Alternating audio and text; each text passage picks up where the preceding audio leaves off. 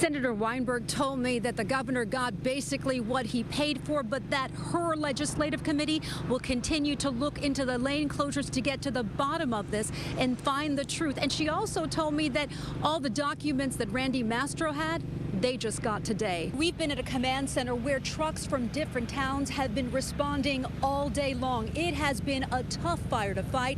Wildlife officials say he survived thanks to the scouts who were with him. The governor heads to Las Vegas this weekend for a big GOP fundraiser, even as his poll numbers continue to drop. That's right, both of the Giudices are going to prison. Now, the judge said for a moment she considered probation for Teresa Giudice, but that she was appalled when the couple failed to reveal over $75,000 worth of assets on a probation form. So she directly looked at Teresa and she said, "You deserve to go to prison." But as always, a good summer season depends on great weather. In Seaside Heights, New Jersey, Christine Sloan, CBS 2 News. Remnants from the iconic Seaside Heights boardwalk completely demolished. This is part of a roller coaster ride. The rest of it ended up in the ocean. CBS 2's Christine Sloan joins us live from Newark. Christine, good morning.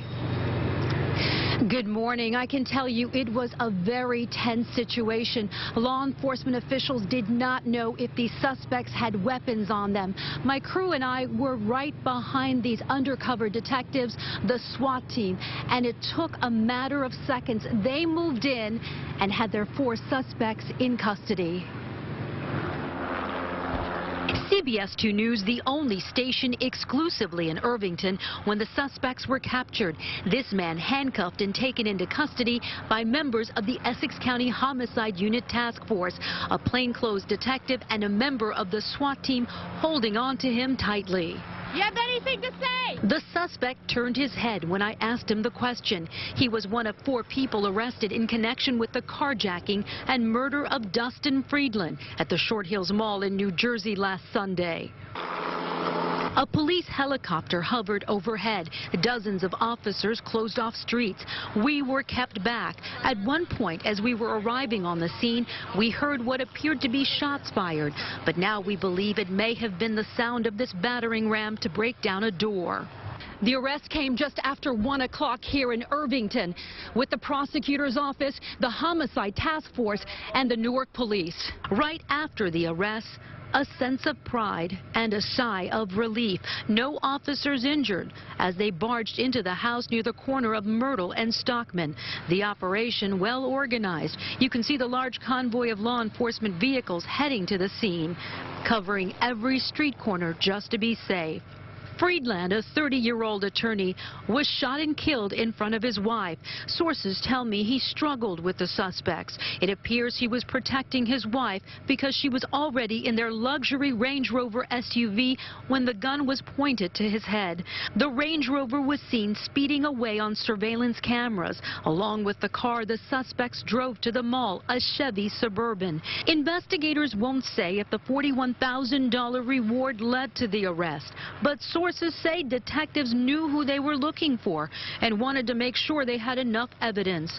The break in the case comes days after Friedland's funeral, where his wife told mourners, quote, "He wasn't here long enough, but he did so much while he was. I was lucky to be with him for his forever."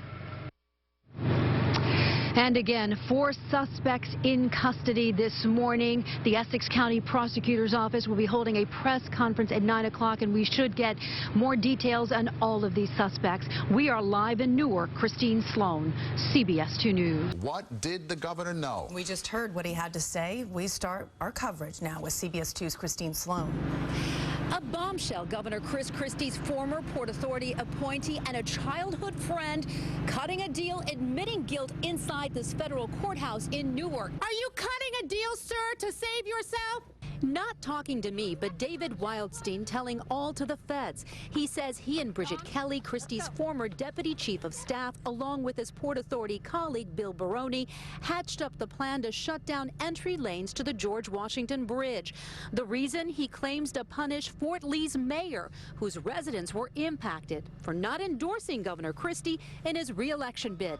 His attorney says he's sorry. He has fully accepted responsibility for his conduct leading to the traffic jam on the George Washington Bridge.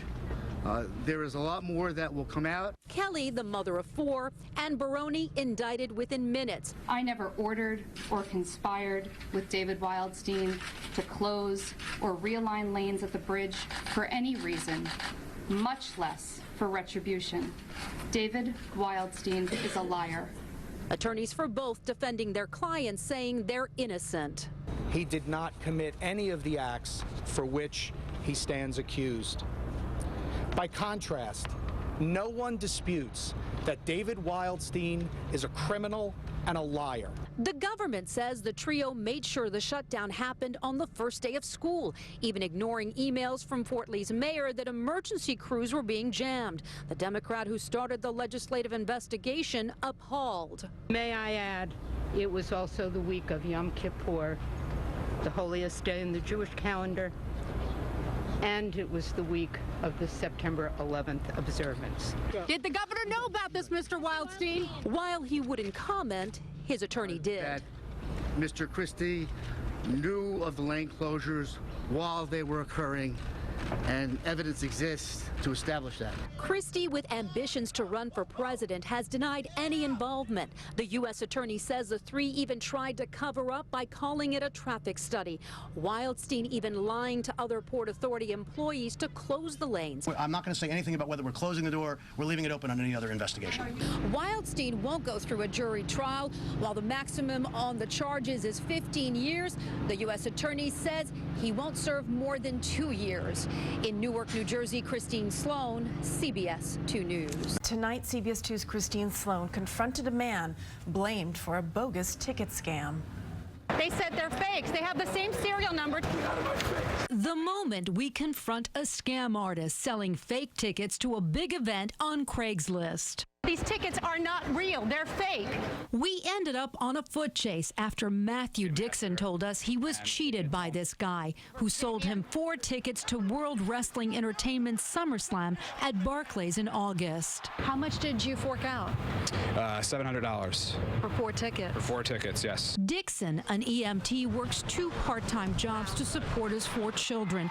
When he found out his boy's idol was coming to Brooklyn, he did everything he could to make their dream come true. The Undertaker was going to be performing. He makes rare appearances, so they were looking very forward since it's their favorite wrestler.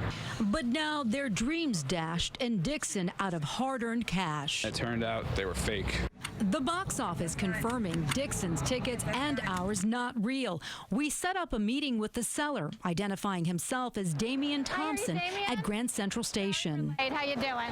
CBS 2 photographer Sean McKenna along with a cell phone camera. Another camera capturing the encounter from a balcony. How do I know they're real? I'm showing you the card that I purchased it.